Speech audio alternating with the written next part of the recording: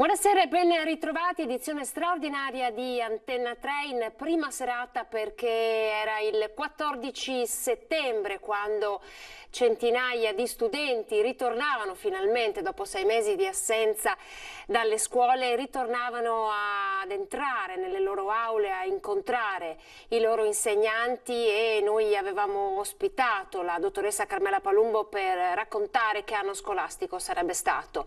La ripresentiamo perché è qui con noi e nuovamente l'abbiamo voluta ospite per parlare di che scuola stiamo vivendo in questi giorni proprio ad un mese appena trascorso. Buonasera, grazie per essere con noi. Buonasera a voi.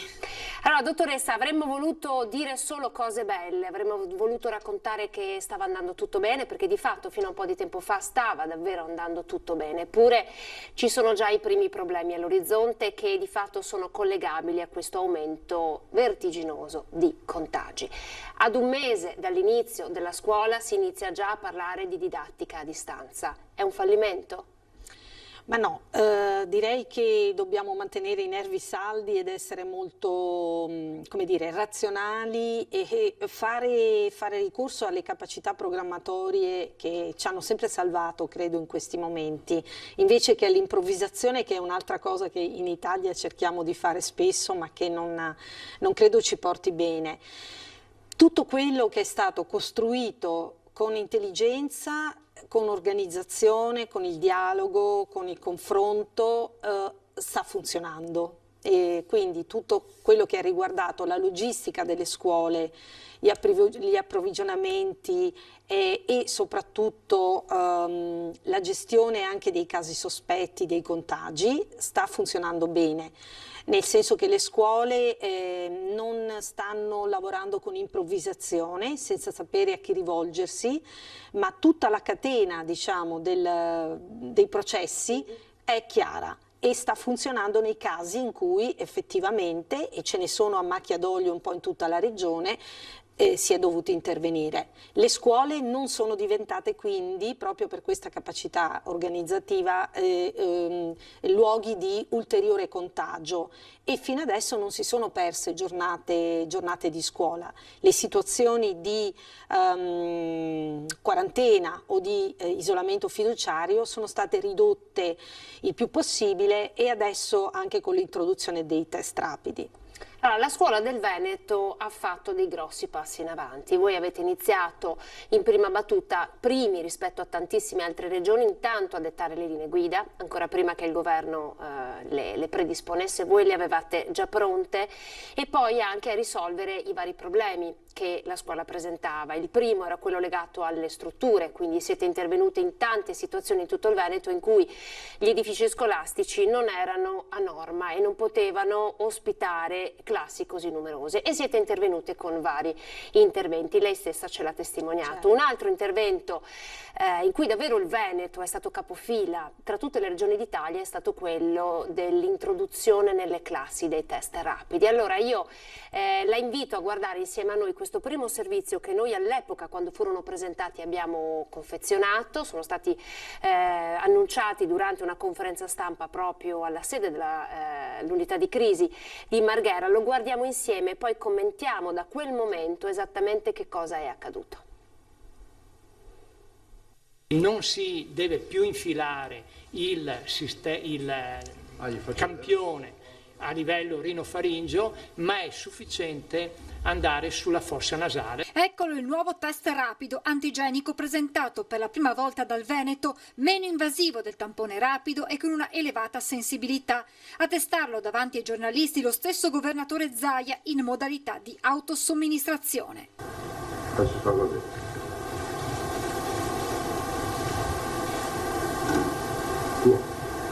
Viene stemperato in una provetta, vedete, viene liberato l'ipotetico antigene. L'ipotetico antigene viene prima estratto dalla sostanza che è contenuta nella provetta e poi stabilizzato, e questo test poi viene messo in un microchip. Ecco, hai già messo la goccia, quindi viene chiuso lo strumento e da questo momento parte il test, ci vogliono 10 minuti. Un test pensato soprattutto per non traumatizzare i più piccoli. I bimbi Cioè, è come mettersi le dita nel naso. Non bisogna farlo, soprattutto in periodo di Covid, però non ha più l'invasività di 12 cm, 10-12 cm di tampone. Questa strumentazione verrà posizionata nei prossimi giorni nei pronto soccorsi veneti, ma l'obiettivo da raggiungere è già all'orizzonte. Noi stiamo pensando di arrivare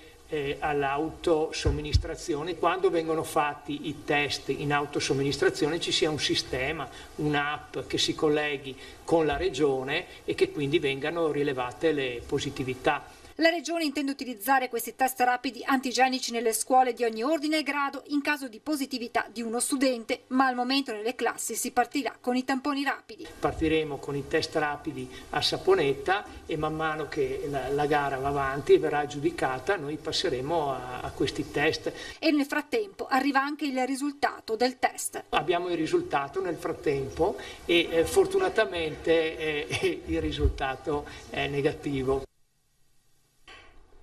Allora, ci fa sorridere, ma è realtà ed è diventato già realtà in tutte le scuole del Veneto, anche grazie a un modulo che è stato predisposto e che chiede ai genitori di dare il consenso per effettuare il test rapido ai ragazzi nelle scuole. Sta funzionando? Ci racconta un po' il percorso? Sì, un grande punto, penso, di orgoglio un po' per tutta la regione, per tutta la nostra realtà. Martedì scorso, con una nota a firma congiunta mia e della dottoressa Russo della direzione prevenzione della regione, abbiamo mandato alle scuole due cose, due note, una che riguarda il rientro a scuola dopo le malattie, perché anche lì c'era molta confusione e quindi abbiamo chiarito tutte le casistiche, ma soprattutto è stata una nota che ha introdotto tutto il nuovo processo, diciamo, dei test rapidi nelle scuole, che sono diventate in pochissimo tempo realtà. Noi abbiamo già parecchi casi che diciamo hanno fatto da apripista rispetto a questa novità, che quindi in Veneto è stata introdotta, possiamo dire non sperimentalmente, ma così nell'arco di una settimana, parlo di martedì scorso, è stata introdotta in modo generalizzato per tutte le scuole. Quali sono i vantaggi? Il vantaggio è che si riduce al minimo le situazioni di quarantena, perché mentre con il tampone molecolare dovendosi attendere, no, un arco temporale per avere i risultati, e nel frattempo cosa si fa? Si mettono in quarantena, si fa il contact tracing e si isolano le persone che potrebbero essere positive.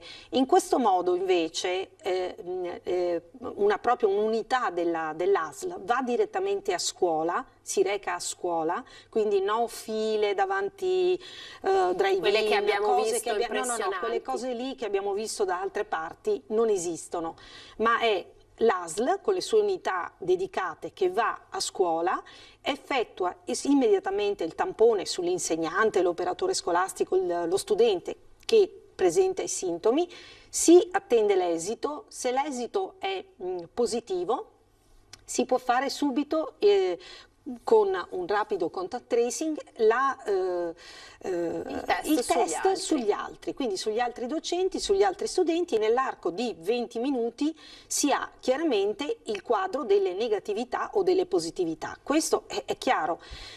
Se, come avviene nella gran parte dei casi per fortuna, risultano tutti negativi e magari un solo positivo, non c'è la necessità di fare quarantena, di fermare l'attività. Posso portare un esempio che è avvenuto a Rovigo proprio tra sabato e domenica. Sabato si è scoperta la positività di un insegnante che peraltro è a scavalco su 2 scuole. Domenica pomeriggio tutti gli insegnanti che ovviamente hanno avuto contatto con questa docente e le classi di questa docente delle 2 scuole hanno fatto il test la domenica pomeriggio.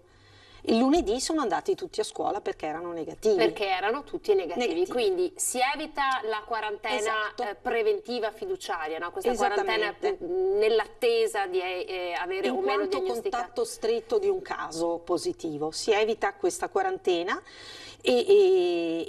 oppure nel caso in cui ci sia una positività che si è diffusa, si riesce Isola a il isolare focolaio. subito il focolaio, cioè non si crea il focolaio, Certo. anzi si riesce addirittura a non creare il focolaio E nella questo scuola. ci permette di salvare la scuola in sé, no? Perché ci permette Assolutamente. di identificare, isolare e permettere a tutti gli altri di poter continuare l'attività didattica, quella che è stata predisposta, Esattamente. quella per la quale si è lavorato, quella per la quale si sta lottando, voglio dire, da mesi. Quindi sta funzionando. Il soggetto che è in attesa, quello che presenta i sintomi, no? Il ragazzo, il bambino che è in attesa, viene isolato nella famosa stanza che è Covid, predisposta, chiamiamola la stanza così, Covid, è sì. predisposta all'interno della scuola. Esatto. Allora, noi ci tenevamo particolarmente a farvi vedere questo servizio perché sono molte le famiglie che hanno dei sospetti in merito a questo test rapido, sono diffidenti in merito al fatto che il risultato sia attendibile, il merito che possa essere più o meno invasivo. Ecco, vogliamo chiarire tutti questi dubbi. Sì, certo, noi ovviamente abbiamo curato molto, anche sempre con la direzione prevenzione della Regione, anche l'aspetto dell'informativa alle famiglie, perché ovviamente non è pensabile, insomma, che arrivi questa unità dell'ASL e si metta a fare i tamponi all'insaputa, tra virgolette, delle famiglie stesse. Quindi le famiglie hanno prestato un consenso informato, si chiama così tecnicamente, quindi hanno dato preventivamente la loro disponibilità a che si effettui il test rapido nel caso in cui il proprio figlio abbia i sintomi o comunque sia un contatto stretto di un caso positivo. E inoltre noi ci abbiamo tenuto particolarmente come rappresentanti della scuola che qualora i genitori lo desiderassero, siano presenti al momento dell'effettuazione poi del tampone vero e proprio. Questo proprio perché insomma si tratta di minori, bambini, insomma, che possono anche impressionarsi e quindi è bene che le famiglie siano sempre pienamente coinvolte. Come lo vede il passaggio con i medici di base? Adesso alcuni medici di base, soprattutto nel Padovano, insieme ai pediatri, hanno aderito alla possibilità di effettuare i test rapidi all'interno dei loro ambulatori. Non tutti hanno aderito a questo passaggio. Cosa ne pensa? Non è competenza sua ovviamente, però potrebbe essere un anello mancante di questo sistema? Ma io sarei molto favorevole perché appunto io credo che la rapidità siccome questo è un virus molto contagioso, lo sappiamo, quindi basta un attimo che da una persona se ne contagino tantissime altre, quindi il fattore tempo, oltre che tutte le misure di prevenzione, è fondamentale per circoscrivere i casi e per evitare i focolai e tutte le conseguenze ovviamente che ben sappiamo. Quindi io sono assolutamente favorevole. Aggiungo anche che noi abbiamo cercato anche di sgravare molto i pediatri perché, come dicevo prima, abbiamo anche chiarito quando è necessario il certificato del pediatra, quando è necessario invece un'attestazione dell'ASL nel caso in cui ci sia un tampone positivo o un tampone comunque effettuato ma negativo. Cioè abbiamo preso tutta la casistica per definire come avviene il rientro a scuola dopo una malattia, perché anche su questo in molte regioni c'è ancora adesso tanta confusione e i presidi non sanno come fare, cioè non sanno se riammettere a scuola un bambino che magari ha avuto semplicemente un raffreddore. Da noi in Veneto, se si ha semplicemente un raffreddore e il pediatra vede chiaramente che non c'è niente che sia riconducibile al Covid, il bambino torna a scuola con semplicemente la giustificazione dei genitori. In questo senso è stato necessario dare un ulteriore chiarimento sia alle istituzioni scolastiche che agli stessi genitori in merito ai sintomi, no? Perché fino a una quindicina di giorni fa bastava un semplice raffreddore per identificare una sintomatologia da Covid e quindi per imporre, se così possiamo dire, ai genitori di tenere a casa i bambini e i ragazzi. Dopo una settimana ci si è accorti che non era possibile, no? Perché si mandava in tilt un intero sistema e con l'arrivo della prima stagione fredda si sarebbe creata troppa confusione con i primi sintomi da raffreddamento. Assolutamente. Ecco, anche in questo voi siete intervenuti con un grosso lavoro, no? Con la Regione. Sì, esatto, perché ovviamente si era creato una specie di imbuto sui pediatri da un lato e e un carico sulle famiglie che dovevano tenersi a casa i bambini anche con dei sintomi minimi oppure con il semplice raffreddore. Per cui diciamo adesso ovviamente come dire, la visita del pediatra è sempre importante, sempre consigliabile, però non tutto deve necessariamente portare all'effettuazione del tampone e al non rientro a scuola, quindi veramente abbiamo molto circoscritto e chiarito bene queste casistiche a vantaggio anche delle scuole, chiaramente. Dopo vi faremo anche vedere il caso di un istituto professionale del Bassanese, nello specifico a Rosà, che ha fatto una scelta molto forte, molto importante, cioè ha fatto fare i test rapidi a tutti gli alunni e a tutti gli insegnanti, un po' seguendo il modello Crisanti, no? Il famoso virologo, professore di microbiologia all'Università di Padova, che per primo ha teorizzato il piano tamponi, unico modo per andare a caccia degli asintomatici e quindi per gestire, tenere sotto controllo il coronavirus. Lo stesso Crisanti che oggi, ai noi, ha profetizzato un possibile nuovo lockdown per Natale. Poi chiederò a lei un commento anche su questo. Intanto le chiedo cosa ne pensa della scelta di questa scuola. Ma credo che questa scuola ovviamente non è stata una scelta autonoma, l'avrà certo, senz'altro concordata con i servizi appunto dell'ASL, quindi come una sorta di carotaggio credo fatto su una istituzione scolastica, ma certo è senz'altro positivo perché si passa da una logica diciamo più difensiva a una logica certo, preventiva.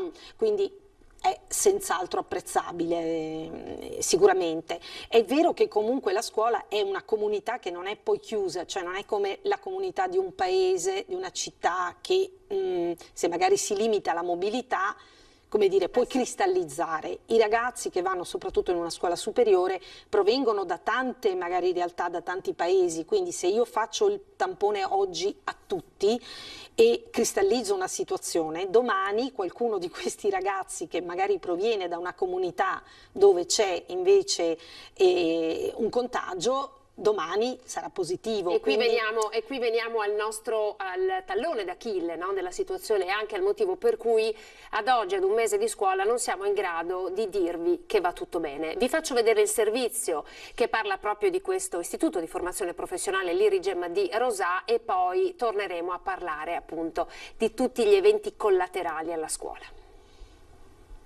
Questo mi risulta sia l'unico esperimento in Italia di tampone preventivo a tutti i ragazzi che si sono iscritti a scuola e proprio per questo abbiamo deciso di intervenire come banca. Centinaia di studenti e altrettante famiglie la volontà di offrire a tutti, su base volontaria, un test anti-Covid per un'attività di prevenzione che serva alla scuola, agli studenti e alle famiglie. E così l'Irigem, ente di formazione professionale con sedi a Bassano e Rosà, con coraggio scommette sui tamponi rapidi, organizza in breve tempo spazi, attrezzatura e personale e via all'indagine che al termine della prima giornata dà il responso finale. Tutti negativi, studenti e insegnanti, l'Irigem di Bassano è Covid free. È un'iniziativa che vuole anche dare una sicurezza, una garanzia alle famiglie e anche a tutte le persone che possono venire a contatto con i ragazzi. È un'iniziativa di prevenzione e di garanzia di un benessere anche sociale. Ci è sembrato di particolare interesse questa iniziativa proprio perché mira a difendere la salute in primis dei ragazzi e poi delle loro famiglie. Un'iniziativa unica nel suo genere in Italia, una scommessa che potrebbe anche diventare, perché no, un caso da studiare per gli scienziati. Un po' di paura, però alla fine questo virus si sconfiggerà. È utile un po' per tutti e sia per noi stessi che per gli altri, quindi sì. Paura? No. È utile per aiutare le persone, diciamo, così almeno siamo sicuri noi e anche le persone che ci stanno vicino. Più che altro ansia perché se risulto positiva però sono asintomatica, mi sento in colpa che tutta la classe vada in quarantena. La risposta è stata entusiasta, magari all'inizio c'era un po' di paura per la novità, però successivamente ogni paura è passata. La procedura è chiara, veloce e molto organizzata e soprattutto ai ragazzi l'esito viene dato dopo pochi minuti, altro valore aggiunto di questa iniziativa. Abbiamo una postazione di accettazione dove accogliamo lo studente chiedendo data di nascita e il nome ovviamente, e poi siamo divisi in 2 corsie per facilitare il processo e la refertazione del tampone rapido. Il risultato arriva subito. Il risultato in 15-20 minuti lo diamo allo studente. Un esperimento ma anche un'indagine scientifica dunque, che può essere presa ad esempio dal mondo della scuola, che ha un enorme bisogno di certezze in queste settimane di ripartenza. Eccoci qui, il grande tema, dottoressa, è la consapevolezza dei ragazzi. Fare un lavoro di questo tipo significa anche renderli consapevoli, renderli soggetti attivi in questo processo, perché sono parte attiva nella prevenzione della salute di questa società. Sì, senz'altro. Beh, abbiamo detto anche l'altra volta che questa fase eccezionale della nostra storia è sicuramente anche una grande lezione di educazione civica un po' per tutti, ma anche per i ragazzi. Però io insisto molto sulla coerenza del messaggio che noi adulti diamo, perché possiamo anche limitare i momenti di svago, di divertimento, la movida, le feste di compleanno, si è tanto parlato anche di questo, eccetera, eccetera. Però se poi per farli venire a scuola li stipiamo sui mezzi di trasporto, non credo che come mondo degli adulti diamo proprio un messaggio particolarmente credibile e coerente. Quindi i ragazzi guardano molto a 2 cose, l'esempio e la coerenza. Allora, in quanto a coerenza caschiamo male, tant'è che oggi pomeriggio c'è stato l'incontro tra governo e regioni proprio su questo tema, con la possibilità di abbassare la capienza dall'80% al 50% nei mezzi di trasporto pubblico. Allora, intanto, cosa ne pensa? Domanda 1 e domanda 2. Lo stesso Zaia ha detto: possiamo ipotizzare una didattica a distanza alternata per fare in modo di lavorare sull'utenza che poi prende l'autobus, facciamo prendere l'autobus a meno ragazzi, alcuni stanno a casa, giochiamo in questo modo. Secondo lei è un gioco che può funzionare? Allora, se andiamo con ordine. Sì. Dunque, tanto per cominciare, la questione dei trasporti non è la novità dell'ultimo minuto. L'avevate detto. È una questione sulla quale si sta discutendo e che noi per la verità come mondo della scuola abbiamo posto al governo. Io ricordo di aver fatto noi ogni settimana dei report al nostro ministero, quindi io sempre nel mio report dal primo giorno avevo messo la questione dei trasporti, quindi a livello governativo, quindi non a livello del Ministero dell'Istruzione, ma comunque della compagine governativa, il problema era giunto forte e chiaro già perlomeno da giugno sostanzialmente. Qui la questione è anche semplice nella sua, nei suoi fatti. Le aziende di trasporto lavorano programmando questa attività e non è che possono improvvisare mezzi in più, corse in più, autisti in più dal nulla. Si doveva partire sicuramente per tempo per programmare un potenziamento dei mezzi di trasporto, perlomeno delle corse in certe fasce orarie, in cui si sa che molti lavoratori, molti studenti prendono i mezzi per andare a scuola. Si è arrivati con le linee guida che hanno definito quella percentuale all'80% al 7 di settembre, quindi una settimana prima dell'avvio delle scuole. È evidente che questo significa non aver cambiato nulla nell'assetto delle corse e del numero dei mezzi di trasporto a disposizione, delle linee e quant'altro. Quindi tutto è partito esattamente come gli anni precedenti.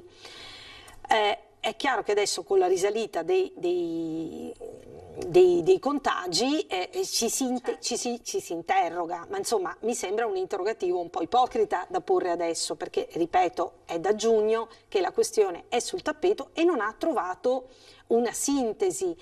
Secondo lei questo 80% è un palliativo, allora? È stato un palliativo? Ma io credo che allora, se l'80% si dovesse effettivamente rispettare alla lettera, potrebbe anche essere il giusto equilibrio. Il problema è che quando si dice 80% nelle ore di punta è 100%, 102%, 103%, 110%, e questo è il problema, che non è stato rispettato. Del resto, per rispettarlo succede quello che ahimè è successo anche nella nostra regione in qualche caso. So per esempio che a Portoviro dei ragazzi sono stati lasciati a terra perché appunto il mezzo che li doveva prendere e portare a scuola era pieno. Quindi alla fine dei conti il diritto allo studio di quei ragazzi lì è stato comunque colpito e limitato. Quindi il problema, quello che fa un po' rabbia, è che il problema è diciamo, è stato posto per tempo, è stato sollevato per tempo. Le soluzioni potevano essere tante, anche senza andare ad acquistare nuove corriere, che avrebbe chiesto tempo, appalti, gare, eccetera, eccetera.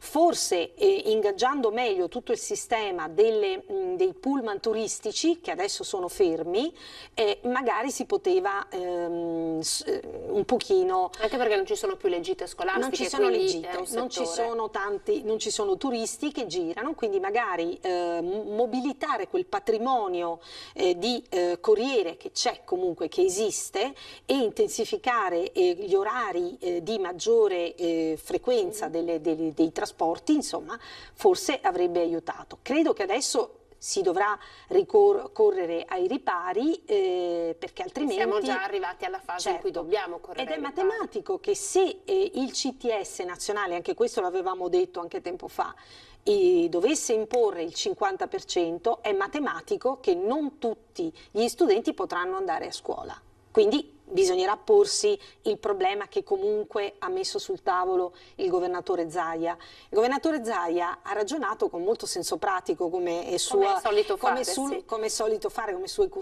costume, e giustamente ha posto il problema. Secondo me c'è un altro aspetto molto importante che lui ha sottolineato, e cioè quello comunque di di un piano che al momento non c'è. Noi, è chiaro, come mondo della scuola dobbiamo scongiurare al massimo la didattica a distanza. È evidente, per noi è una sconfitta. Più didattica a distanza facciamo, più il sistema scolastico si sente sconfitto, e per questo che la ministra giustamente, insomma, ha reagito, ha detto di no, eccetera.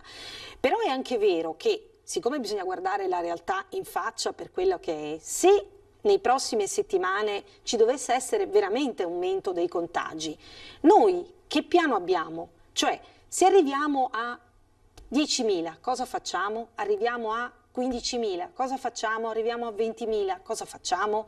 Allora, noi dovremo fare esattamente questo, farci un piano della serie. Se arriviamo a 10.000, si fa la didattica a distanza in questo modo, per queste classi, con questa rotazione.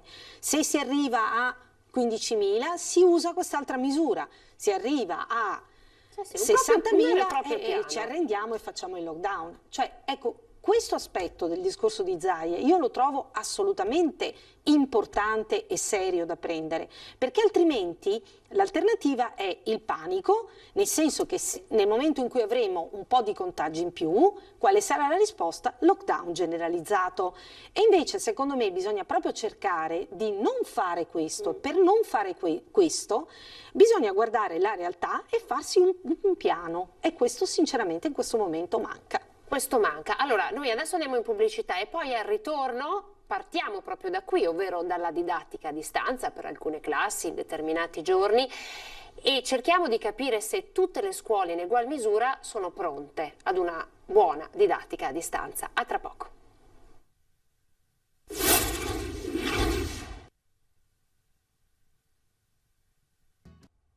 Eccoci, ben ritrovati. Ripartiamo proprio da qui, da dove ci siamo lasciati, ovvero dalla didattica a distanza.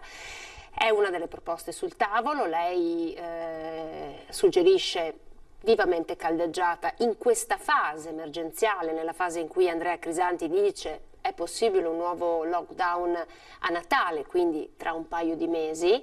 La domanda che le faccio è questa: siamo pronti per una didattica a distanza a livello veneto dal punto di vista della strumentazione ma anche delle competenze dei docenti? Allora, diciamo subito che ovviamente si è lavorato parecchio anche da questo punto di vista, nel senso che molte scuole, anche con i fondi che hanno ricevuto in questo periodo, e memori, diciamo, dei problemi che la DAD, quella che abbiamo fatto così d'emergenza, ha avuto, hanno molto potenziato le loro infrastrutture, cioè la rete interna della scuola, hanno acquistato nuovi device, quindi hanno lavorato parecchie scuole su questo e è stata fatta anche parecchie attività di formazione per i docenti, quindi per la migliore integrazione della didattica delle discipline con, con le nuove tecnologie.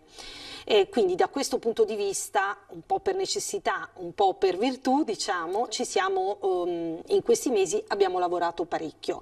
Credo che la situazione del Veneto sia tra quelle da questo punto di vista migliori, nel senso che le situazioni di sofferenza sono veramente poche. Peraltro noi abbiamo fatto con il nostro corpo ispettivo, anche i nostri dirigenti tecnici, abbiamo fatto anche un'azione di monitoraggio di quello che è accaduto durante il lockdown e quindi se si dovesse verificare questa eventualità credo che saremo anche pronti ad agire con una rete di supporto diciamo alle scuole.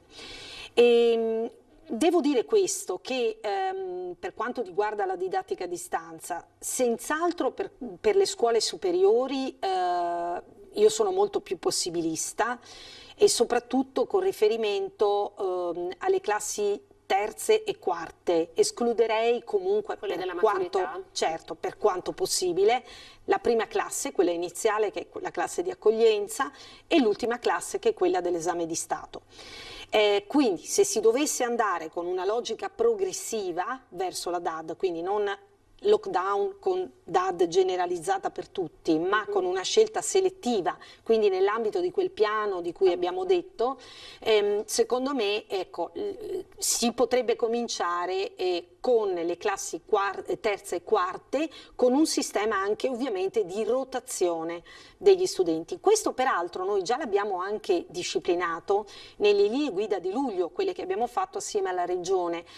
L'avevamo fatto con riferimento ai problemi di spazio, cioè si era detto le scuole che dovessero avere comunque problemi di distanziamento potrebbero in modo selettivo fare un po' di didattica integrativa, ma ovviamente è un ragionamento che può essere ripreso anche con riferimento alla crescita della curva dei contagi.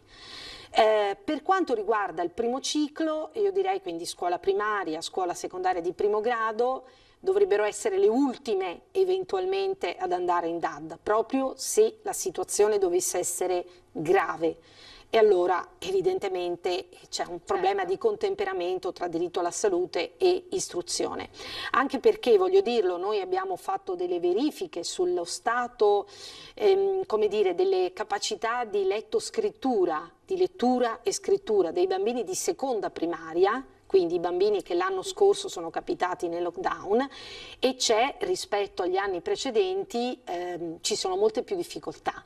Cioè i bambini hanno risentito di questa situazione e ovviamente risentono soprattutto i bambini che sono in famiglie dove non c'è l'aiuto, dove non c'è la surroga dei genitori sostanzialmente. Che magari sono in smart working, stanno lavorando. Esatto, o non hanno comunque le capacità magari per accompagnare i figli o la sensibilità giusta, per cui un elemento anche di diseguaglianza, diciamo. Però ecco, diciamo che le scuole del Veneto... Questo piano va di pari passo anche con la formazione professionale, immagino, no? Cioè si è creato un unicum proprio come piano della scuola del Veneto, visto che appunto state lavorando con le regioni. Sì, diciamo che ovviamente la formazione professionale è gestita più in modo diretto dalla regione, però tutte le indicazioni che sono state date anche per il ricorso alla DAD fondamentalmente la regione le ha prese ed estese anche alle attività, ai corsi di formazione professionale. Senta dottoressa, in tutto questo noi stiamo lavorando cercando di gestire un'emergenza sanitaria. La didattica ne sta risentendo dal punto di vista dei contenuti questa e della pianificazione? Questa è una domanda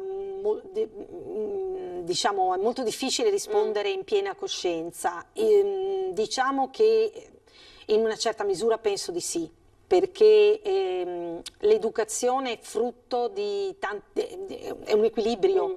Il processo di apprendimento è qualcosa di molto delicato e non meccanicistico, per cui risente molto anche del contesto nel quale l'apprendimento avviene. Allora, se è un contesto molto ingessato, è molto pieno di caveat, di paure, di cautele, di incertezze, io penso che ne risenta un po'. Sono molto bravi gli insegnanti che riescono ad annullare questo fattore, o comunque diciamo a nasconderlo il più possibile, in senso positivo ovviamente, agli studenti, per fargli vivere invece il momento educativo in modo pieno, però è molto molto difficile. Poi c'è un altro grande aspetto, no? Che è quello di cui parlavamo anche l'altra volta insieme, l'orientamento scolastico, perché la scuola, oltre a fornire i contenuti, fornire la conoscenza, deve dare anche gli strumenti per potersi muovere nella vita secondo le proprie competenze. Quindi io scelgo un percorso di studi sulla base delle mie passioni, delle mie capacità,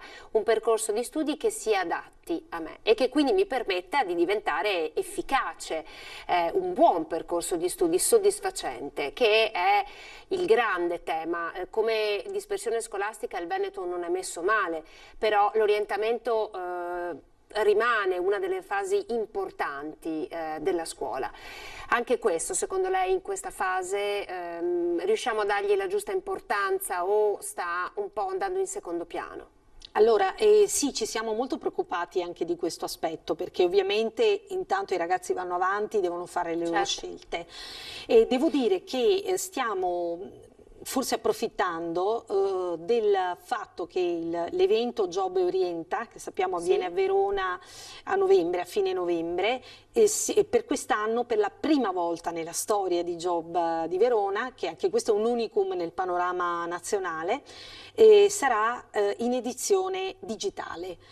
Noi ovviamente siamo nel comitato organizzatore con la regione e con altri soggetti e stiamo cercando di trasformare tutti gli eventi che erano prima eventi di tipo convegnistico in occasioni di orientamento diretto agli studenti e alle famiglie, visto che l'edizione è tutta digitale e il Job si è dotato di un canale YouTube dove quindi potenzialmente possono accedere una miriade di soggetti. Noi ci rivolgeremo alle scuole proprio proponendo, noi e tutti gli altri ovviamente aderenti, degli eventi, dei momenti di vera e propria attività di orientamento, presentando per esempio gli ITS, l'istruzione professionale, insomma tutte le occasioni formative del Veneto che possono essere anche utili per le famiglie. Quindi diciamo, ecco, questa contingenza, prendiamola anche per questo aspetto positivo, da casa propria i genitori e gli alunni potranno accedere a questa ampia offerta di momenti di orientamento e di conoscenza dei percorsi di studio. Le date più o meno rimangono quelle, quindi parliamo di novembre? Fine novembre, mi pare sia l'ultima settimana di novembre, se ricordo bene. Poi tra l'altro il coronavirus, questa fase molto difficile che sta anche scardinando le certezze che avevamo per quanto riguarda il mondo del lavoro, perché tante cose stanno cambiando, lo stesso mondo del lavoro è in difficoltà, in questa fase è ancora più importante fare un buon orientamento, cioè cercare di agganciare il mondo della scuola con il mondo del lavoro in modo che appunto per i ragazzi l'esperienza dello studio diventi anche il primo passo per creare un percorso di vita che sia soddisfacente. Sì, certo. Noi spingeremo molto anche per i percorsi di cosiddetta impresa formativa simulata. Ci sono delle piattaforme molto evolute che permettono alle scuole di far vivere ai ragazzi delle vere situazioni di start-up, cioè di creazione di impresa, di nascita di impresa, applicando proprio le normative vigenti, l'analisi della situazione economica, quindi lo studio di mercato, e i ragazzi così possono provare a creare da loro stessi delle imprese. Quindi diciamo anche questa è una forma che stiamo molto spingendo. Questa è un'opportunità davvero interessante, immagino che anche questo il Veneto sì, è parecchio all'avanguardia, e anche attraverso Job daremo modo di veicolare molte di queste cose. Veniamo a un tallone d'Achille che riguarda invece il corpo docente, perché anche su questo ci sono stati molti problemi. State lavorando tantissimo da settimane perché tutti abbiano un insegnante, anche chi ha bisogno degli insegnanti di sostegno. Come siete messi? Ecco, allora, questo è veramente il vero più grande, problema. sì, per me più grande rammarico, e purtroppo anche qui devo dire, diciamo, era previsto, cioè, diciamo, la mia esperienza purtroppo mi ha portato a fare delle previsioni che si sono puntualmente verificate anche su questo. Allora, noi complessivamente abbiamo 15.819 nomine di supplenza, quindi il 22% del personale docente della nostra scuola è personale precario. Rispetto all'anno scorso facciamo 1.200 supplenze in più. L'anno scorso erano 14.500, quindi siamo a 1.200, 1.300 supplenze in più rispetto a quelle fatte già tantissime lo scorso anno. Quindi prima cosa, tutto il meccanismo di reclutamento, nomine, in ruolo, call veloce, eccetera, non hanno dato praticamente un esito. Questo ci sarebbe tanto da dire. Tanto da dire, però insomma mi pare evidente. Non abbiamo svuotato neanche un po' col cucchiaino questo mare di supplenze.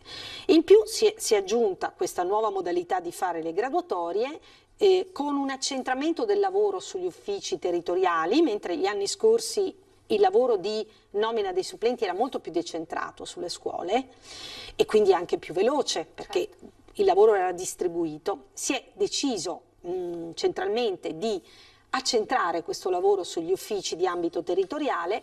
Io dico solo questo, che per fare 15.000 e appunto 819 supplenze noi dobbiamo chiamare circa 10 persone per nominarne una, quindi noi siamo a 150.000 chiamate. Perché dicono di no? I motivi sono i più vari. Credo che si è detto la paura del Covid, oppure peggio ancora, credo molto brutta questa cosa, si è detto ma non gli interessa lavorare, vogliono il reddito di cittadinanza. No, assolutamente no, credo che questo sia veramente brutto da dire e anche ingrato verso questo personale che per anni ha prestato servizio nelle nostre scuole. La verità è un'altra, che diciamo noi abbiamo scardinato un sistema che era abbastanza consolidato, per cui i docenti sapevano che le nomine di supplenza venivano dalle scuole e c'era una certa continuità nel precariato, cioè io venivo sempre chiamato per anni dalla scuola X e quindi tutto sommato, pur essendo supplente in quella scuola, mi chiamano, conosco il corpo docente, conosco i colleghi, conosco gli studenti, quindi ho nella precarietà una certa continuità. Siamo passati a un sistema in cui, siccome le nomine si danno a livello provinciale, arrivo al tuo ordine di graduatoria, ti propongo una scuola che è dall'altra parte della provincia, per te un'esperienza completamente nuova, oppure in una classe di concorso per la quale hai titoli, ma che sulla quale non hai insegnato su un'altra classe di concorso. Per dire, hai insegnato sempre italiano alle superiori, adesso ti chiamiamo noi, provinciali, per una nomina alle medie in una scuola completamente diversa. Allora, siccome i supplenti sanno che le nomine sono tante e che comunque verranno chiamati sicuramente anche da più scuole, dalle loro graduatorie, rinunciano se quella nomina non li aggrada. Sostanzialmente è un discorso banale di incontro tra domanda e offerta. Qui l'offerta è tanta e variegata, diciamo così, la domanda è quella, i supplenti sono quelli. Quindi questo ha portato a far sì che sostanzialmente i supplenti procrastinano la scelta. Se quella scelta che gli proponiamo noi, quella nomina, non corrisponde, sanno che non rimarranno a spasso, ma che potranno accettare una nomina successivamente o da parte nostra su altre graduatorie oppure da parte della scuola. In più teniamo presente che a questa mole così enorme di supplenze, lo ripeto, 15.819, si sono aggiunte anche le cosiddette nomine Covid, cioè questo organico in più, questi contratti a tempo determinato in più che le scuole possono conferire per un importo complessivo di 112 milioni. Io ho visto a ieri sera il Veneto ha speso, diciamo le scuole del Veneto hanno speso 26 milioni di euro, quindi siamo ancora molto sotto rispetto al nostro limite di spesa e con questi fondi sono stati assunti al momento 2.444 supplenti ulteriori, quindi in più rispetto ai 15.000. Allora, se siamo al 28% della spesa del nostro budget, quando le scuole arriveranno a spendere tutto, quante supplenze in più ancora faremo? È chiaro che se io so che potrò avere la chiamata dal preside della scuola vicino a casa mia per la materia che interessa a me, aspetterò la nomina Covid. Ma è possibile che si debba arrivare ad ottobre? E allora, il fatto che tutto questo processo si sia schiacciato su ottobre è perché noi abbiamo fatto le nomine in ruolo, lo ricordo, fino al 7 settembre e poi abbiamo chiuso con le GPS, queste graduatorie provinciali, queste graduatorie per le supplenze provinciali, in coincidenza con parecchi anche errori, situazioni da correggere e da rettificare. A questo aggiungiamo che le nomine non le abbiamo potute fare sempre tutte in presenza, ma anzi abbiamo cominciato a fare le nomine da remoto, quindi col meccanismo della delega, cioè abbiamo chiesto ai supplenti delegaci a scegliere la sede secondo un ordine di preferenza.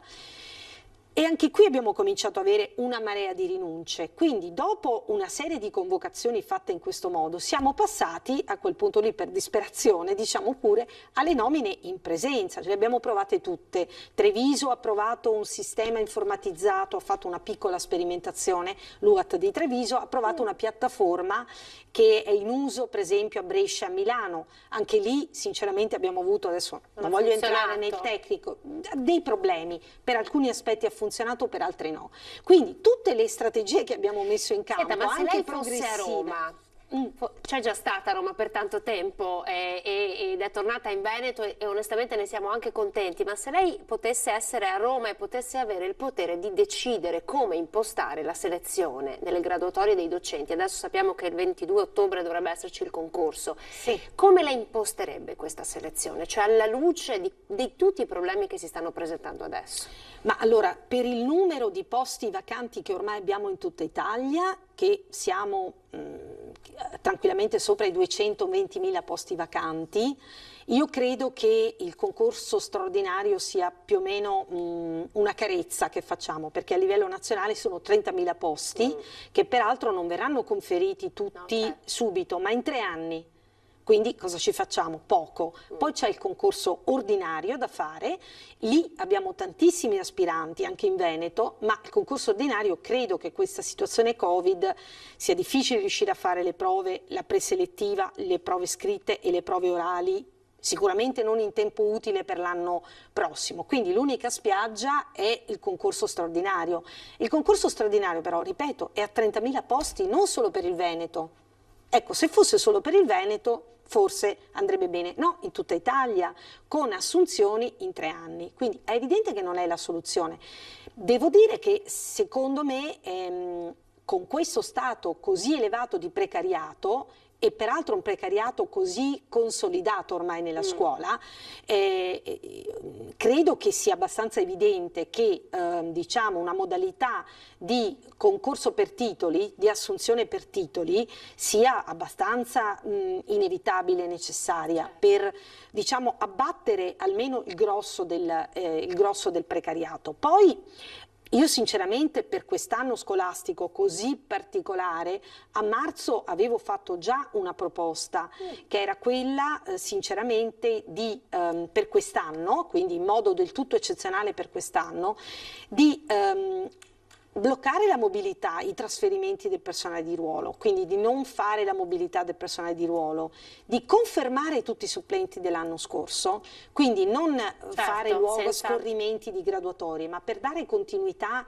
didattica ai ragazzini e ai bambini, se tu blocchi la mobilità dei docenti di ruolo e confermi i supplenti, hai gran parte dei docenti stabili. Abbatti il numero di operazioni da fare da parte dell'amministrazione. Risparmi energie peraltro. Avrei fatto le nomine in ruolo solo sui posti dei pensionati, che sono in tutta Italia, sono stati credo 28.000 solo sui pensionati, quindi noi avremmo potuto forse cominciare e avrei fatto cominciare la scuola l'1 settembre per tutti, cioè tutti in classe l'1 settembre, con gli stessi docenti dell'anno prima.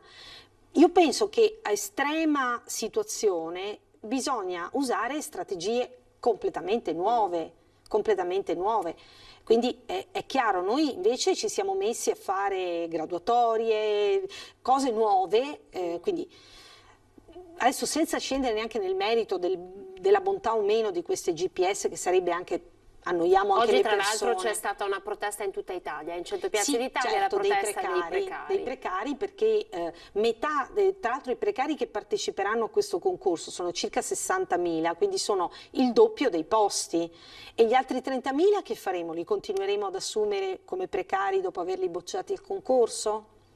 Insomma, forse, visto che abbiamo più di 200.000 posti vacanti, bisogna fare un ragionamento un pochino più pratico, ecco. Magari facciamogli un anno di formazione prova molto, molto intenso, molto capillare, visto che dobbiamo alleggerire il momento, dovremmo alleggerire il momento della selezione. Quindi lei aveva provato a marzo a bussare alle porte di Roma e a dire ci aveva provato, come per altre cose, trasporto pubblico, cose che ci ha già anticipato. Lei sa che ogni volta che abbiamo questi appuntamenti straordinari noi diamo la possibilità alle persone che ci seguono da casa di fare delle domande, no? Visto che abbiamo la fortuna di averla qui con noi, e una delle domande era proprio questa: buongiorno dottoressa, mi sto chiedendo da un mese il perché non siano ancora nominati insegnanti in quasi tutte le scuole, e direi che insomma abbiamo risposto. Poi c'è tutto il capitolo del sostegno, che anche qui più o meno... io poi comunque ho descritto tutto, ma non ho detto che comunque le nomine, adesso mancano 500-600 nomine di Venezia. Le altre province hanno comunque terminato. Vicenza stamattina faceva le nomine di sostegno, le ultime nomine di sostegno. Venezia entro questa settimana farà queste ultime 500-600 nomine, quindi comunque chiudiamo, ecco, questa settimana. Comunque chiudiamo. Sì. Buongiorno dottoressa, è vero che è previsto che in tutte le scuole siano presenti posti per i supplenti, perché non è possibile avere tutti insegnanti di ruolo? Anche qui insomma lo abbiamo appena detto. Poi allora, qui si vogliono segnalare delle situazioni disagevoli in determinate scuole. Allora, qui parlano di Monasteri di Treviso, professori mancanti, nuovi professori che non riescono ad organizzare le materie. Qui è docente di musica. Allora, quali sono le regole attualmente per l'insegnamento della musica? Si era detto niente canto, è corretto? Rimane questa... Allora, si è detto senza mascherina ci vogliono almeno 2 metri di distanza nel caso del canto, perché appunto c'è l'emissione del droplet e quant'altro. Quindi, come dire, il CTS aveva consigliato di non fare in classe delle attività di canto dove non c'è il distanziamento. Siamo nell'alveo delle raccomandazioni. Sì. Perché qui ci viene segnalato, poi è un caso particolare, che una mamma dice: l'insegnante di musica fa cantare e ballare i bambini senza mascherina perché dice che non li vuole con la museruola. La museruola in questo caso sarebbe evidentemente la mascherina. Allora, senza commentare il caso nello specifico, perché poi immagino che si possa poco, ma la raccomandazione crea questi limiti, cioè dà poi la possibilità ad ogni docente di muoversi liberamente all'interno delle norme? Allora no, io credo che ci voglia sempre un po' il buon senso. Il senso di questa raccomandazione sul canto è che se si sta in classe e c'è solo 1 metro di distanza tra un alunno e l'altro, non si può cantare senza mascherina. Ovviamente cantare con la mascherina credo che sia impossibile, certo. Quindi è chiaro che a contraris si direbbe, bisogna dedurre che sì, le attività di canto si possono fare, bisogna aumentare il distanziamento, non 1 metro, ma almeno 2 metri come in palestra per le attività ginniche. Quindi la risposta è sì al canto con un maggiore distanziamento. Poi ipotizzo che insomma, lei sarà la prima a consigliare, se i genitori hanno qualcosa da contestare, immagino si possano rivolgere. Certo, sono tutte questioni, esatto, che vanno comunque affrontate senza isterismo e con, diciamo, poi ragionevolezza. È un po' il rischio in questa fase. Sì, l'esasperazione a volte porta a questo. Andiamo in pubblicità, perché poi parliamo di dispositivi di protezione e forniture nelle scuole che ci segnalano non essere arrivate davvero dappertutto. A tra poco.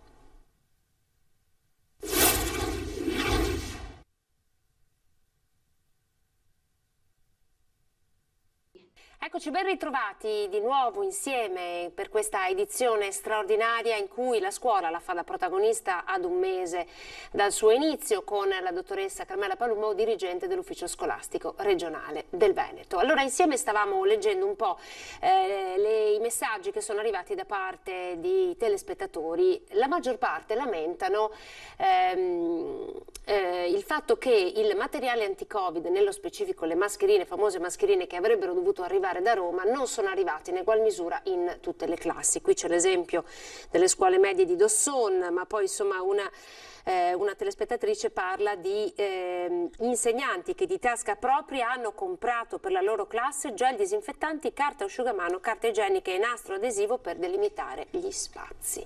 È vero? Allora, diciamo che sul nastro adesivo e altre cose le scuole in realtà hanno avuto diciamo, dalla regione e anche dallo Stato hanno avuto comunque dei fondi anche per delimitare gli spazi e quant'altro. Invece sul gel disinfettante per le mani e le mascherine è una fornitura del commissario straordinario Arcuri.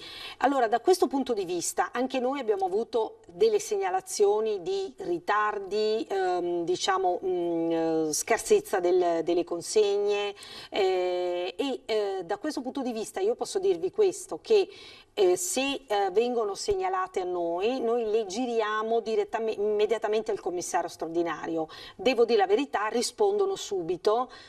Spesso chiedono scusa, ci scusiamo per il disservizio, provvederemo, e in genere vedo che rimediano in tempi abbastanza rapidi. Teniamo presente che le scuole in Italia sono 8.000 sedi principali, se poi contiamo tutti i plessi sono più di 44.000, quindi può succedere, ecco, che magari qualche situazione sia sfuggita o ci sia stato un errore nelle consegne o nel rifornimento successivo. Quindi la raccomandazione che do è di segnalarlo o ai nostri uffici di ambito territoriale o direttamente a noi della direzione regionale. Stesso le scuole, i dirigenti scolastici ce lo segnalano, perché noi poi facciamo presente il problema alla struttura del commissario. Insomma, questo è il percorso: segnalate che cosa manca e che così arriva direttamente la segnalazione a Roma. E i banchi invece come siamo messi? Allora, sui banchi è una bella storia. Diciamo che il Veneto sulla carta avrebbe avuto già tutta la fornitura prevista, che era di circa 56.000 banchi,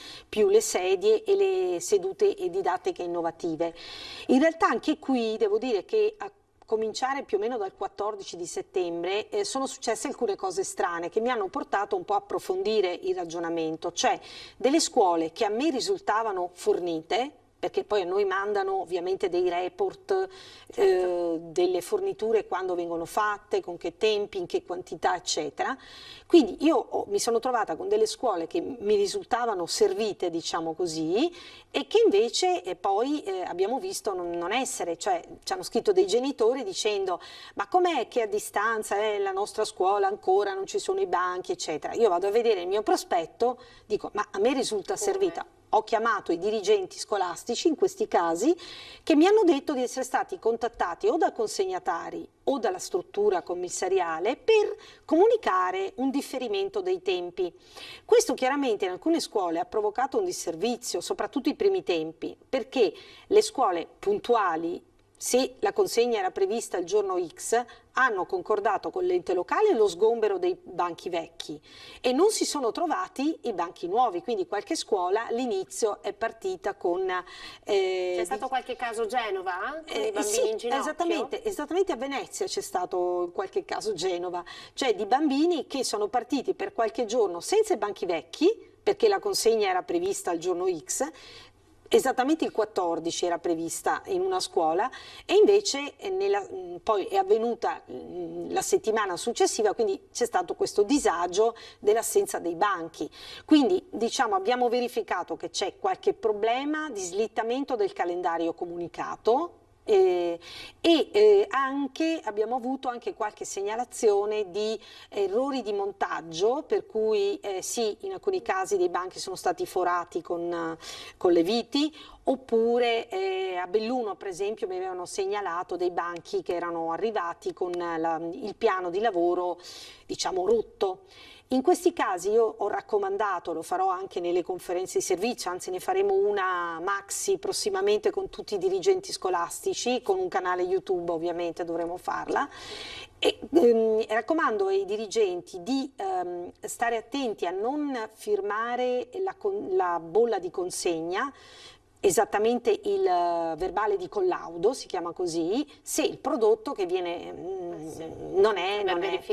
bisogna verificare prima di firmare il verbale di collaudo. Secondo lei la diffusione... Anche qui esiste comunque un canale per cui comunichiamo questi problemi alla struttura del commissario, insomma, quindi i tempi come sono? Anche qui no, la risposta è sempre abbastanza veloce e poi diciamo almeno la risposta in termini interlocutori, sì, effettivamente c'è stato un ritardo, nei prossimi giorni prendiamo nota, ecco, quindi poi si risolve comunque il problema. La macchina operativa fa sempre un po' fatica perché è una macchina pesante. Secondo lei ha fatto bene la diffusione di quella foto con la foto di Genova, la famosa foto di Genova? Ha fatto bene o male alla scuola? Cioè è servito per far alzare un po' le antenne a Roma oppure è stata solo utilizzata come una sterile polemica? Ma è difficile dirlo in questi casi. Certo, se ci sono dei problemi bisogna segnalarli, perché come dire, la scuola richiede rispetto, quindi se gli viene detto che una consegna avviene entro insomma quella consegna bisogna cercare di farla. Poi è chiaro, magari si estremizza, perché poi per i bambini così, per i bambini di quell'età, se la maestra sa trasformare anche un disagio o comunque un imprevisto in un momento comunque di gioco, educativo, cioè se riesce a far vivere i ragazzini in modo naturale anche un imprevisto, io credo che per i ragazzi non sia, diciamo, traumatica, ecco, questa cosa. Non lo è stata? No. Non lo è stata. Un'altra questione, sempre legata ai banchi. Sono stati spesi molti soldi per quei famosi banchi con le rotelle tanto contestati. Lei quei soldi dove li avrebbe investiti? Cioè, si immagini di essere il Deus ex machina che ha un bel tesoretto in mano, dove li avrebbe spesi? Bah, sicuramente io credo che quello che manca un po' nel nostro paese anche per la scuola è per esempio la fibra ottica. E se si vuole fare, adesso al di là della didattica a distanza, ma se tu vuoi fare dei collegamenti efficienti tra la scuola e altri attori del territorio, vuoi usare le tecnologie in modo molto integrato nella didattica, e il fatto di poter accedere alla fibra ottica, alla rete, ecco, forse investimenti un po' più che restano, e poi anche ovviamente implementare ancora di più il cablaggio delle reti della scuola, l'acquisto di nuovi device, di nuovo materiale, la formazione, insomma, sicuramente. A proposito di formazione, educazione civica, state lavorando anche su questo? Sì, come sappiamo da settembre sono entrate in vigore le nuove linee guida, noi abbiamo cercato di dare, come dire, una curvatura veneta, se così si può dire, a queste linee guida nazionali, nel senso che l'operazione che stiamo cercando di fare è quella di come dire, innestare sempre più l'educazione civica nel curricolo della scuola e degli studenti. Perché? Per rendere veramente curricolare l'educazione civica, quindi non un di più, un qualcosa che si fa in più, ma qualcosa che si integra con le discipline. Quindi diciamo la caratterizzazione che stiamo cercando di dare è questa, e anche di riuscire a valutare le competenze che i ragazzi maturano in questo campo, in questo settore, cosa che non si può fare con gli ordinari strumenti valutativi. Quindi soprattutto stiamo puntando su questo e stiamo facendo un'attività di formazione diciamo a tappeto con i dirigenti scolastici, con i referenti anche scolastici in questa materia. Secondo lei questo coronavirus ci sta insegnando qualcosa in più da trasferire nell'insegnamento dell'educazione civica? Perché poi l'utilizzo della mascherina, il rispetto di noi stessi, il rispetto degli altri, le regole, adesso le nuove regole soprattutto per quanto riguarda le feste, che andranno a coinvolgere direttamente i bambini per le loro festine di compleanno, ma anche i ragazzi stessi.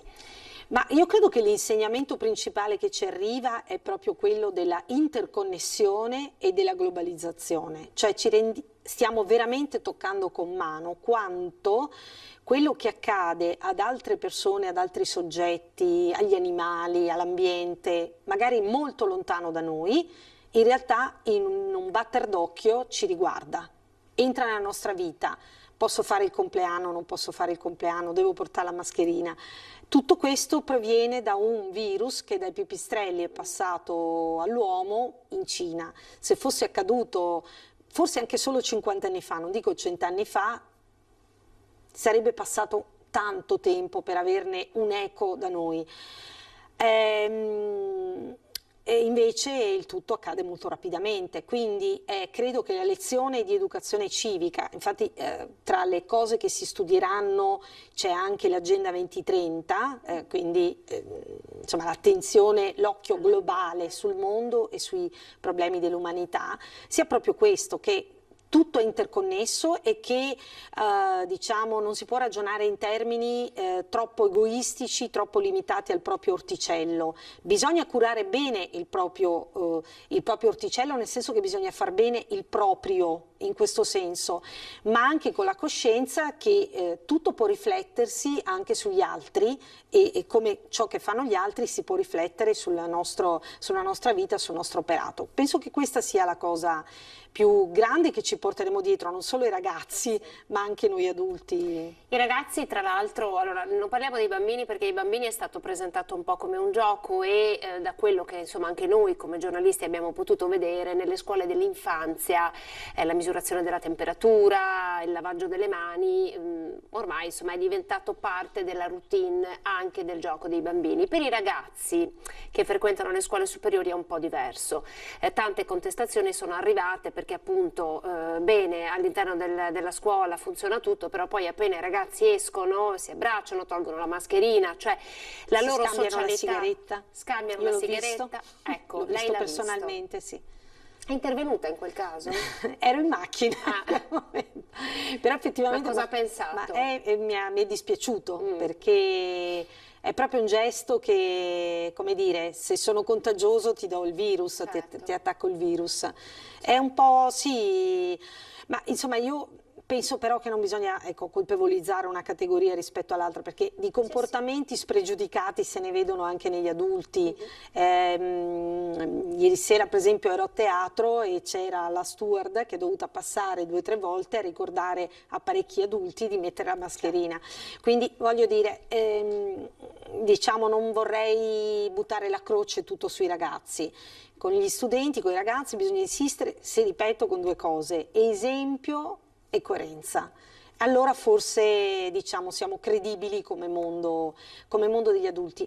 Io vorrei poi, mi piacerebbe che da questa vicenda non gli lasciassimo solo addosso un grande debito pubblico e poca istruzione, cioè mi auguro veramente che tutto questo sforzo collettivo che stiamo facendo vada a vantaggio veramente della loro istruzione, perché se abbiamo incrementato la spesa pubblica con tutte queste attività che abbiamo messo in piedi, queste risorse in più che abbiamo investito, ma poi non incidiamo sul loro livello di apprendimento, sulla loro educazione, beh allora non ci possiamo tanto fare i complimenti. Non abbiamo fatto un buon lavoro. No. Senta, lei insomma, quando stamattina si è svegliata ha realizzato che era il 14 ottobre, cioè che si era partiti esattamente un mese fa con speranze, paure.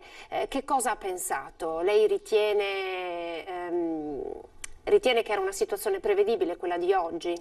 E purtroppo sì, diciamo che io poi sono una persona abbastanza sul perfezionista e soprattutto quello che va bene lo metto alle spalle, quasi non ci penso più. E invece il tarlo è quello che non ha funzionato o che deve essere chiuso e completato. Quindi il mio tarlo è ancora, fino a che non facciamo l'ultima supplenza, la questione del completamento delle supplenze. E poi seguiremo ovviamente strettamente tutta l'adozione dei protocolli ed eventualmente le ulteriori misure restrittive che dovessimo adottare. E abbiamo appunto deciso di fare un incontro con tutti i 600 presidi delle nostre scuole. Lo faremo con un canale YouTube, ci faremo mandare tutte le segnalazioni, le domande, i problemi prima, perché non possiamo interagire purtroppo col canale YouTube, ma ho proprio l'esigenza di incontrare tutti i miei dirigenti scolastici assieme. Finora abbiamo fatto conferenze di servizio provinciale che erano interattive, però ci vuole tempo a farle tutte le 7 province, invece abbiamo proprio bisogno di fare squadra sempre di più. Che effetto le fa sentir dire ad Andrea Crisanti un lockdown possibile, probabile, già a Natale? Ma mi preoccupa molto perché lui ovviamente finora le ha azzeccate tutte, quindi spererei che questa volta si sbagli, lo spererei con tutto il cuore, ma non credo che abbia detto questa cosa così, che l'abbia detta assolutamente con cognizione di causa. E credo che siano veramente decisivi questi giorni, questi momenti, cioè forse, ripeto, io non sono un tecnico, non sono un medico, eccetera, però se ancora riusciamo a fare qualcosa adesso, veramente a bloccare il diffondersi del virus, forse si può scongiurare questa cosa, però. Perché giustamente, come ha detto lei all'inizio, la scuola non deve uscirne sconfitta. Abbiamo fatto una battaglia, abbiamo usato tutte le armi a nostra disposizione, dobbiamo salvare la scuola, dobbiamo garantire il diritto allo studio ai ragazzi, qualora fosse anche risolto con ore di didattica a distanza, si può fare, state lavorando. Sicuramente io con molto senso pragmatico dico, sarebbe meglio cominciare a ragionare eventualmente adesso su un piano progressivo per non arrivare invece, per non aver fatto nulla, a doversi arrendere e fare il lockdown generalizzato. Quindi voglio dire, cerco di essere ragionevole su questo piano. Forse sarebbe meglio fare una cosa selettiva adesso ed eventualmente graduale, se la situazione si aggrava, piuttosto che arrivare fino all'ultimo resistendo e poi chiudere per tutti, soprattutto chiudere per la primaria e la secondaria di primo grado. E allora qui non possiamo altro che attendere che regioni e governo trovino la quadra, ragionevolmente. Trovino la quadra, è quello che davvero ci stiamo augurando tutti. Dottoressa, noi non possiamo fare altro che ringraziarla. Gli ultimi minuti di questa puntata di edizione straordinaria li vorrei dedicare, le vorrei far lanciare un messaggio in telecamera per parlare in questo caso ai genitori che sono evidentemente preoccupati per questa escalation di contagi, un messaggio da parte della scuola del Veneto. Beh, ovviamente i genitori sono stati sottoposti, diciamo, in questi mesi a una dura prova, perché insomma hanno dovuto tutto sommato integrare e supplire in molti casi l'assenza della scuola. È stata una partenza durissima, le scuole del Veneto si sono aperte tutte il 14, però ahimè non tutte a orario pieno, e questo evidentemente per noi è un punto che ci dispiace molto, però è dovuto a tutte le cose che abbiamo detto prima. Speriamo che adesso, diciamo, si possa partire veramente a pieno regime, a pieno orario, e che come dire, estendendo queste misure che sono previste per la scuola anche ai momenti di accesso e di uscita dalla scuola, insomma, si possa tenere il sistema, ecco. Ricordiamo in ultima battuta, diamo il dato confortante che ci è stato fornito proprio nelle ultime conferenze del Presidente Zaia, ovvero che ad oggi il contagio è avvenuto per lo 0,02% degli alunni in tutte le classi del Veneto e per lo 0,2% mi pare 4% degli operatori nelle scuole. E ricordiamo anche che invece tra i positivi in isolamento soltanto il 4% è sintomatico, il 96% delle persone in isolamento è asintomatico, perché è giusto chiarire tutti i contorni. E credo che l'introduzione, diciamo, dei test rapidi a partire dalla settimana scorsa ci aiuti ancora di più a aggredire subito, a circoscrivere subito i casi sospetti o positivi e a limitare al massimo le quarantene. Grazie dottoressa, grazie mille per il suo contributo. Alla dottoressa Carmela Palumbo dell'Ufficio Scolastico Regionale del Veneto, ancora buon lavoro. Grazie a voi, buona serata. A voi telespettatori per essere stati con noi, questa puntata termina qui. Arrivederci.